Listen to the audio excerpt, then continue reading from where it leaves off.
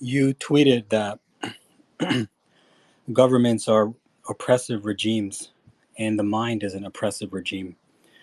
And there are rarefied truths that provide a human freedom from both.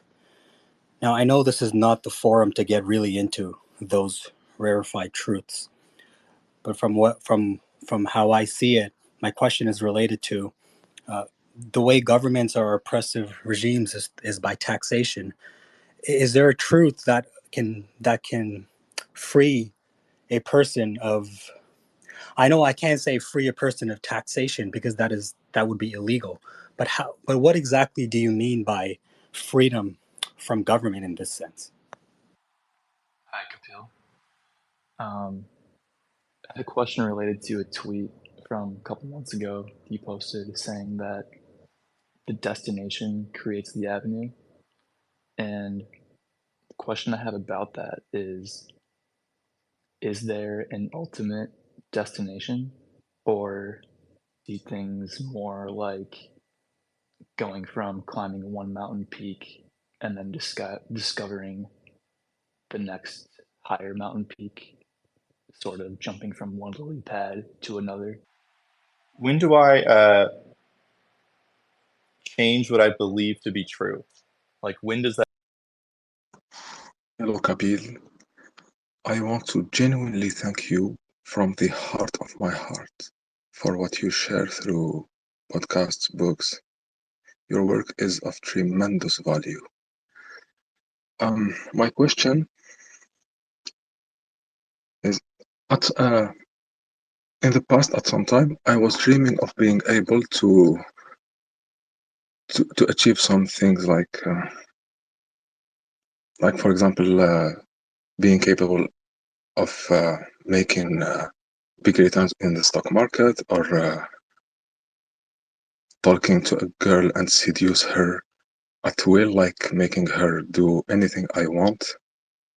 And now that I am capable to do all these things and more, I just don't have. I just lost the drive to do it. Like, thank you. Thank you for your words. Hello, Kapil. Thank you for all the work you do. I know the type of person you are. It doesn't matter if I like it or not, or if it has affected me, but I do thank you for your work. My question was about comedians. Um, what value do you see in comedians? I guess my question is, do comedians tell the truth in a way that couldn't be digested directly? Because it seems comedians tell the truth. Thanks for your words. Hi, Dr. The world and how grim I see it to be. And your response was that the world has always been the world. And some of your tweets lead me to believe that perhaps you feel that and I'm just wondering whether we truly face a more perilous world at the moment than. An insincere question. Do you know why it's insincere? No. What the hell do you care about the world? Well, I don't. Have you reached worries and your anxieties and I mean, have you reached that place? No. So I don't understand why you're worried about the world and if it's a worse place or not. Or I mean, you're talking about, is the water more muddy than it usually is? Maybe we can add some cleaning drops to it to clean the water. What are you talking about? I mean, I don't understand the question. Like your your house is on fire and you're worried about what's objects 6,000 miles away and wondering if they're oval or round. Is it then? I don't know how you can even have a response to that. Why do human beings seek false concepts like happiness instead of looking for something permanent like arrival? Thank you. But why do you? I don't know. I've So then, what do you care I've read what all of human your beings? books. I've I mean, what do you care what human beings sorry. do and don't do? I mean, they're always, I don't know how human beings, what the quote human beings end quote like. It's you're not, you, Well, you have your own life. So I don't know why you would ask a question about quote human beings.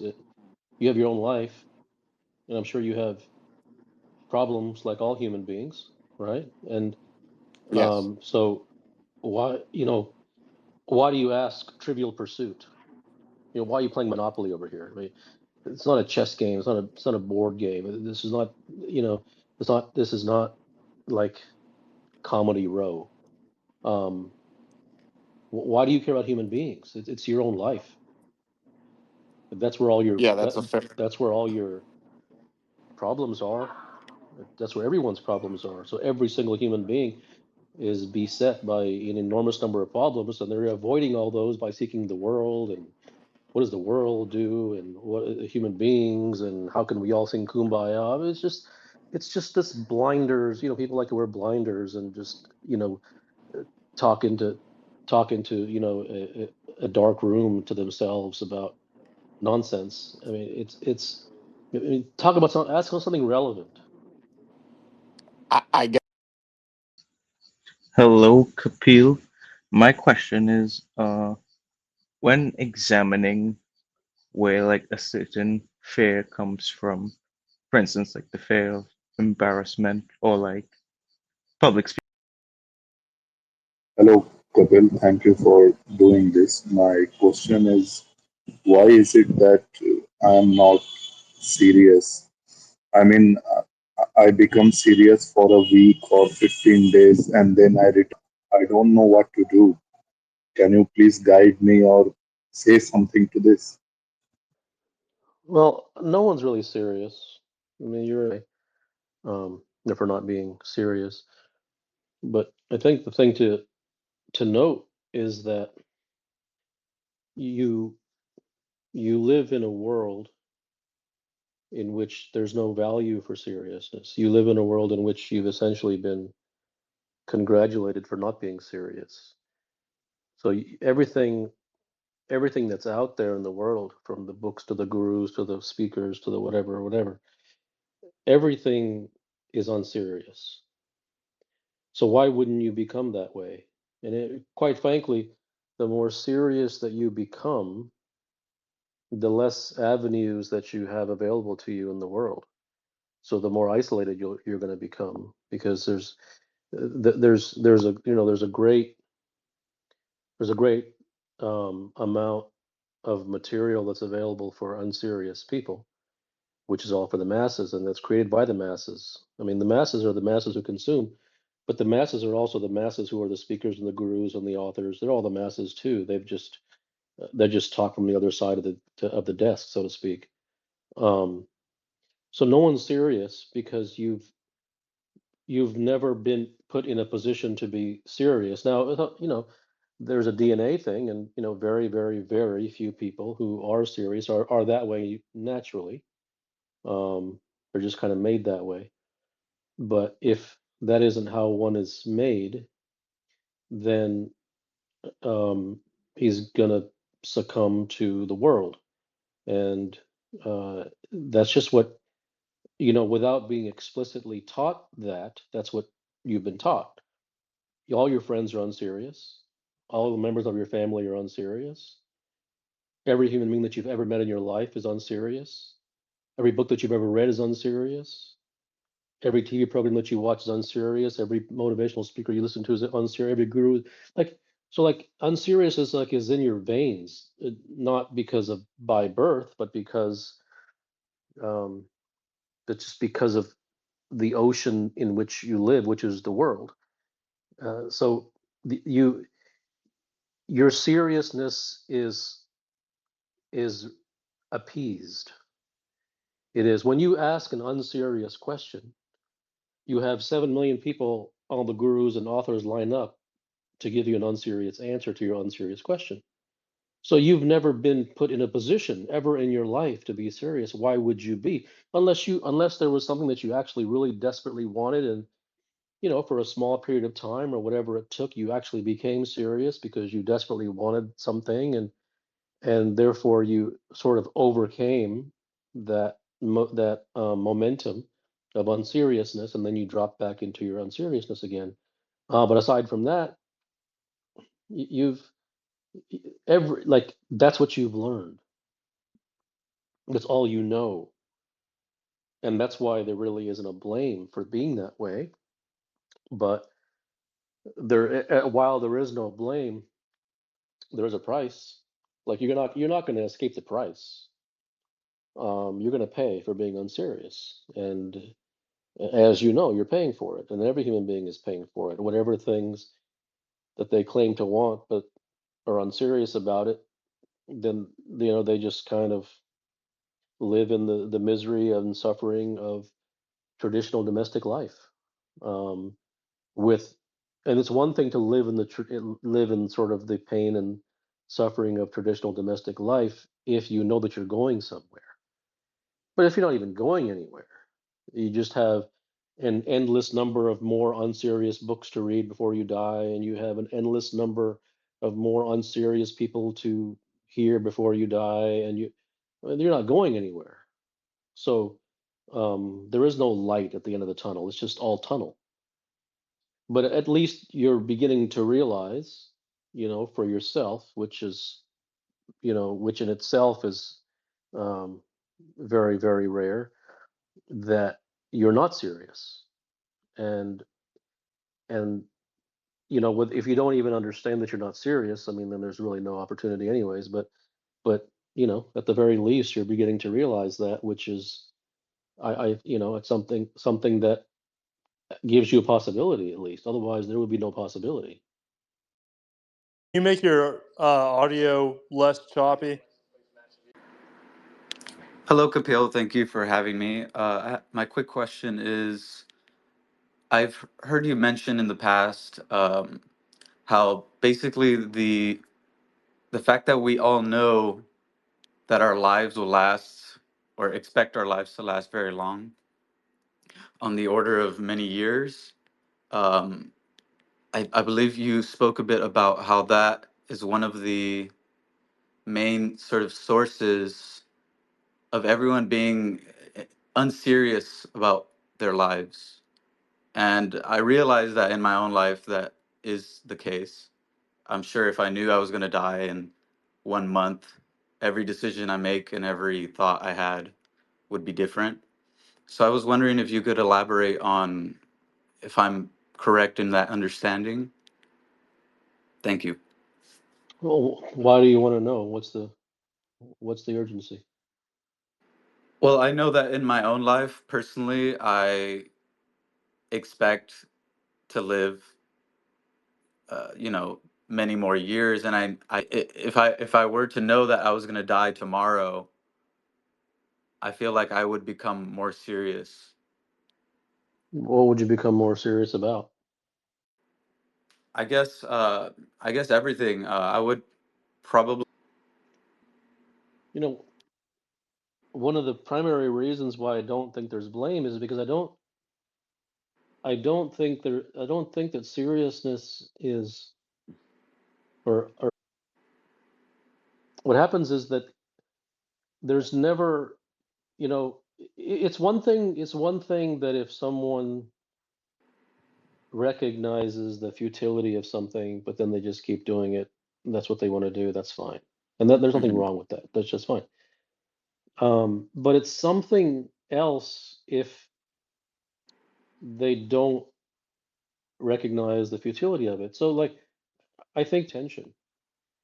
Um, but and so if someone is doing, for instance, a bunch of austerities and they're serious. The Hmm. what makes it unserious is that they either bought in to what it keep doing it, one day it'll happen. Um, which also could be very, a very honest, following of one's teacher, and like I understand that.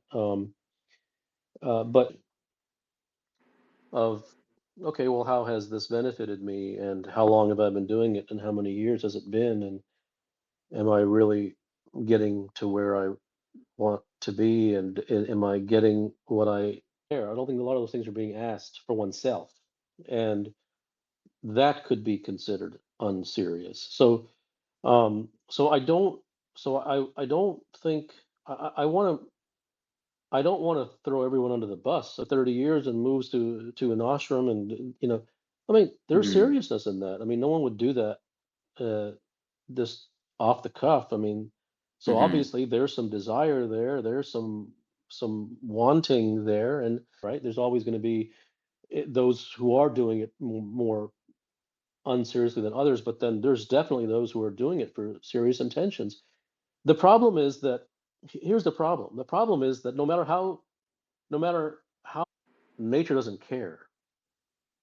That's the issue, and that's what humans don't understand is that there's no partial credit, right? If it's not, nature doesn't give a damn. Like I said, it's a tornado which rips through the town. It doesn't slow down when it reaches the town, right? It doesn't curve out of the way to avoid hurting and damaging people. So it isn't good, but it isn't evil either because it isn't done out of intention. But it's the same thing here. I mean, if you walk down the path that doesn't lead to where you want it to lead, and you spend your entire life doing that, well, like you out of luck. And in many ways, one could consider that cruel, but that's the way it is. And or you could spend 2 years doing something that does work and go to the top of the mountain versus 50 years and get nothing, to get empty-handed, right? So I think seriousness comes in many forms, and one of those mm, forms is to recognize what you're dealing with here. You're dealing with nature, who doesn't care about you. It doesn't care about your well-being. It doesn't care about hurting you, but it doesn't care about helping you either. And that I think the and that I think is really lost in the world because all the gurus and the spiritualists and all these people, they're kind of like helping you shoulder the burden, and that just doesn't go anywhere. That enabling only makes things way worse. Like unless one is told that, look, this is on you, and there's no partial credit, and if you mm, don't make it, then you don't make it. And like no one wants to hear that because it doesn't sound nice. It doesn't fit nicely on the bumper sticker, right? But that's just a reality. And so if someone is serious, the more reality they want to hear. And the more unserious someone is, the more nice things they want to hear. And it isn't that it's about being intentionally not nice, and nor is it about being intentionally nice. It's about the truth. And whether the truth is shouted to you, or whether the truth is slapped to you across the face, or whether the truth is sent to you by mail in a bright red envelope, or whether the truth is sent to you in a fireball, and whatever. The truth is the only thing that actually exists. The truth is the only thing that actually can support someone. The truth is the only thing that actually does have teeth. The truth is the only thing that actually does have the spikes to help you climb the mountain of where you want to go. Everything else is pie in the sky, nonsense, sound nice, bumper sticker crap. And so you may like sound nice, you may like bumper sticker, that's fine. And like there's no problem with that's fine. It really is fine. It's your life. Um, but just understand that just because your intention is good, obviously that's better than having bad intentions. I understand that. But just because your intention is good doesn't promise you anything. Forget promise. It doesn't even help that your intention is good. If you are tied to prescriptions and you have fallen, as everyone has, hook, line, and sinker for method, technique to realization, enlightenment, practice this and that, and that's the way you'll get freedom. Um, there's no hope for you, and that's not me saying this. That's not me. I don't hold the rules. I didn't create the kingdom. You know, I'm telling you that's the way it is, and never ever believe me. Examine for yourself. Examine the evidence for yourself, and if what you find is contrary, if what you find in your own life is contrary to what you hear me say, you should never listen to me again. It's not about it's about truth. in reality. And I think there is an enormous amount of unseriousness. While there is a Mm. fair amount of good intention, there is an enormous, ubiquitous, capacious, voluminous um, amount of unseriousness in the fact of not wanting to know reality, not willing to do anything to Mm. find the truth. That I think is largely absent, and that the absence of that is wholeheartedly enabled by all the teachers and the gurus and the books who spout nonsense, because is all of it is chains that bind. In addition to the chains that you already have binding you, those are just more chains. Reality doesn't give a damn about you or me or anybody else. And so the onus is on you, or you're out of luck. Hello, Mr. Gupta. Thank you for having me. My question was, what do you think about an individual such as Elon Musk? Whenever I sit idle, there is this pressure that I'm constantly addicted to my phone. Uh, so I don't understand what is it. Like I've been reading your work for 3, 4 years, and I have changed a lot. I'm not trying to avoid some change or anything, but there's this constant pull towards just to watch some TV show and just spend hours like that. So what is it